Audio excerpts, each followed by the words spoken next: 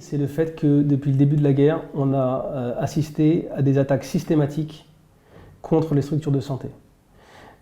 Et ça aussi, c'est du jamais vu chez MSF. Dans les guerres, les structures de santé sont toujours des zones un peu sensibles et il y a toujours des incidents. Mais là, ce n'est pas des incidents, c'est des attaques systématiques.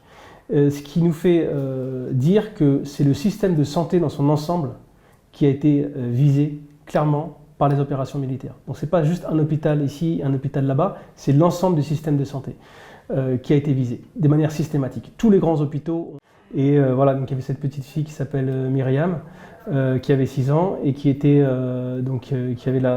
toute une partie du visage qui était brûlée, qui est dans son petit lit d'hôpital, qui ne bouge pas de la journée parce qu'il n'y a pas de télé, il n'y a pas de téléphone, il n'y a pas de réseau, il y a très peu de distractions, qui a été amputée de la jambe droite et auquel on devait faire le changement de pansement. Donc c'est des changements de pansement qui sont très douloureux, il faut enlever le pansement. Et cette petite fille, elle a hurlé pendant 30 minutes pour faire le pansement. Et au bout de 30 minutes, elle a appelé sa maman. Elle était épuisée en fait, elle a appelé sa maman qui a été tuée dans le bombardement. Son frère a été tué dans le bombardement, sa petite sœur a été tuée dans le bombardement et son père, on ne savait pas où il était. Donc vous avez une petite fille qui est toute seule dans l'hôpital, qui hurle à la mort de douleur et avec personne pour la consoler. Donc la première de toutes les demandes, c'est le cessez-le-feu immédiat et soutenu. Parce qu'en ce moment, ce qui est en train de se passer, c'est un massacre. Comme j'ai dit, moi-même quand j'étais à Nasser, je suis resté une nuit là-bas.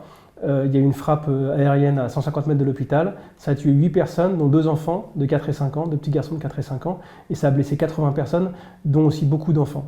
Que j'ai vu le lendemain d'ailleurs, un enfant gravement blessé qui était en train de vomir du sang quand on l'a visité, quoi. Donc il y a un massacre qui a lieu actuellement vraiment.